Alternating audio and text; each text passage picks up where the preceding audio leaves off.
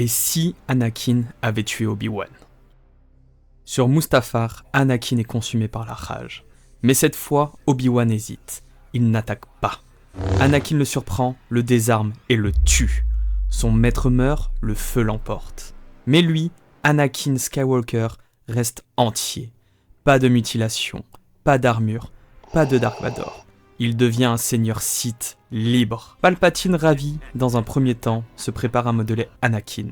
Mais Anakin a tout vu, tout compris. Il sait que Sidious l'a manipulé. Il n'a plus besoin de mentor. Dans un duel éclair, il tue Palpatine dans ses quartiers privés, sans témoin. Le dernier maître Sith est mort. Un nouvel empereur est né. Anakin ne cache pas son identité. Il proclame la fin de la République et l'avènement de l'ordre Sith. Il ne masque pas le côté obscur, il le glorifie. Les Jedi sont déclarés ennemis absolus, pourchassés sans pitié. Mais cette fois, il ne délègue pas à des clones. Il mène la purge lui-même. Temple après temple, maître après maître, il tue Ahsoka, qui tente de l'arrêter, il capture Yoda, le traîne publiquement devant le Sénat et l'exécute. Padmé ne meurt pas, mais elle est changée. Elle voit ce qu'Anakin est devenu, elle veut fuir, mais Anakin ne la laisse pas partir.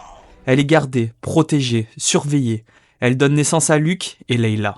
Mais seul Luke est gardé. Leia est envoyée loin, secrètement par Bail Organa. Anakin élève Luke comme un Sith pur. Le garçon grandit dans la haine des Jedi, dans l'idée que son père a sauvé la galaxie.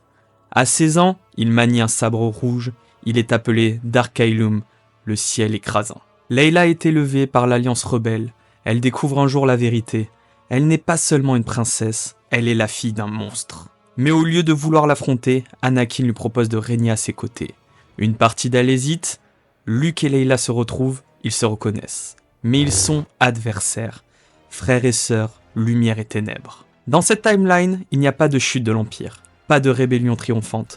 Les Jedi ne reviennent pas, le côté obscur règne. Et il est aimé. Des académies Sith sont ouvertes, l'ordre noir remplace l'ordre Jedi, et au sommet, Anakin règne, jeune, puissant, intact.